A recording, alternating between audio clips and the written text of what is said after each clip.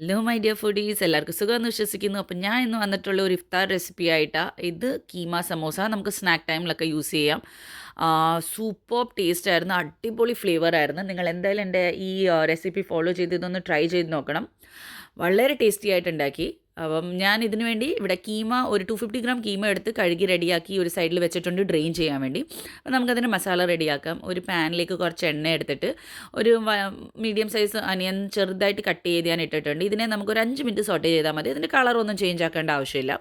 എന്നിട്ട് അതിനകത്തേക്ക് ഒരു 1 ടീസ്പൂൺ ജിഞ്ചർ ഗാർലിക് പേസ്റ്റ് ഇട്ട് നല്ലപോലെ അതിനെ ഒരു 5 മിനിറ്റ്സ് നല്ലപോലെ ഒന്ന് സോട്ടേ ചെയ്യണം.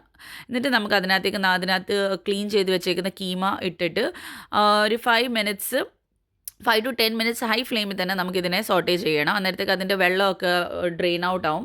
പിന്നെ നമുക്ക് മസാല ഇടാം. അതിനകത്ത് മല്ലിപ്പൊടി, മഞ്ഞൾപ്പൊടി, ജീരകപ്പൊടി, ഗരം മസാല, മഞ്ഞൾപ്പൊടി ഞാനിവിടെ ഇടാൻ മറന്നു, പിന്നെ ഇട്ടേക്കുന്നത്. പിന്നെ കുറച്ച് കുരുമുളക് പൊടി, എന്നിട്ട് പച്ചമുളക് നമുക്ക് സ്പൈസിൻ്റെ അനുസരിച്ച് ഇടാം. നല്ലപോലെ ഇതിനെ കവർ ചെയ്തിട്ട് നമുക്കൊരു 20 മിനിറ്റ്സ് കുക്ക് ചെയ്യാൻ വെക്കാം. അപ്പം അന്നേരത്തേക്ക് നമ്മുടെ കീമ ഒക്കെ നല്ലപോലെ കുക്കാവും. അപ്പം ഞാൻ ഈ സ്റ്റേജിൽ മഞ്ഞൾപ്പൊടി ഇടാൻ ഓർത്തത്. അപ്പം മഞ്ഞൾപ്പൊടി ഇട്ട് കഴിഞ്ഞാൽ ഒരു നല്ല കളറ് കിട്ടും നമുക്ക് കീമയ്ക്ക്. അപ്പോൾ 20 മിനിറ്റ്സ് കഴിഞ്ഞിട്ട് ഇവിടെ കീമ നല്ലപോലെ കുക്കായിട്ടുണ്ട്. അപ്പോൾ ഈ സ്റ്റേജിൽ നമ്മൾ ഇതിനകത്തേക്ക് കുറച്ച് ക്യാപ്സിക്കം, നിങ്ങൾക്ക് വേണമെങ്കിൽ കുറച്ച് ക്യാരറ്റ്സും ക്യാബേജും കൂടെ ആഡ് ചെയ്യാം.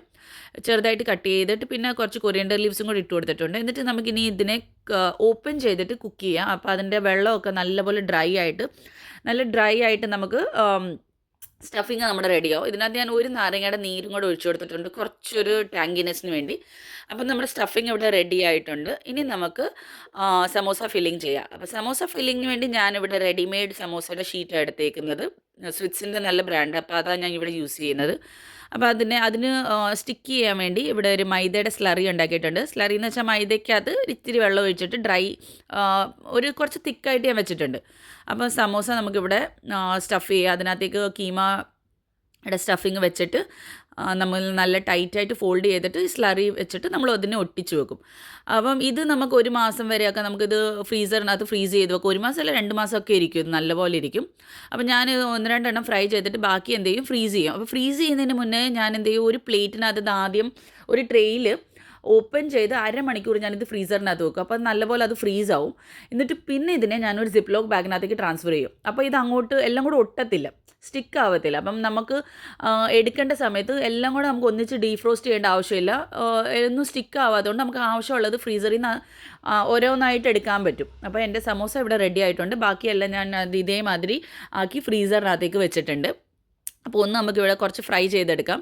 എണ്ണയൊന്ന് ചൂടായിട്ട് മീഡിയം ഫ്ലെയിമിൽ വെച്ചിട്ട് നമുക്ക് 2 സൈഡും ഒന്ന് സ്ലൈഡ് ഗോൾഡൻ ബ്രൗൺ ആവുന്ന വരെ ഒന്ന് ഫ്രൈ ചെയ്താൽ മതി. ഒരുപാട് ചെയ്യേണ്ട, കാരണം അകത്തെല്ലാം നമ്മൾ കുക്ക് ചെയ്ത ഐറ്റമാണ് വെച്ചേക്കുന്നത്.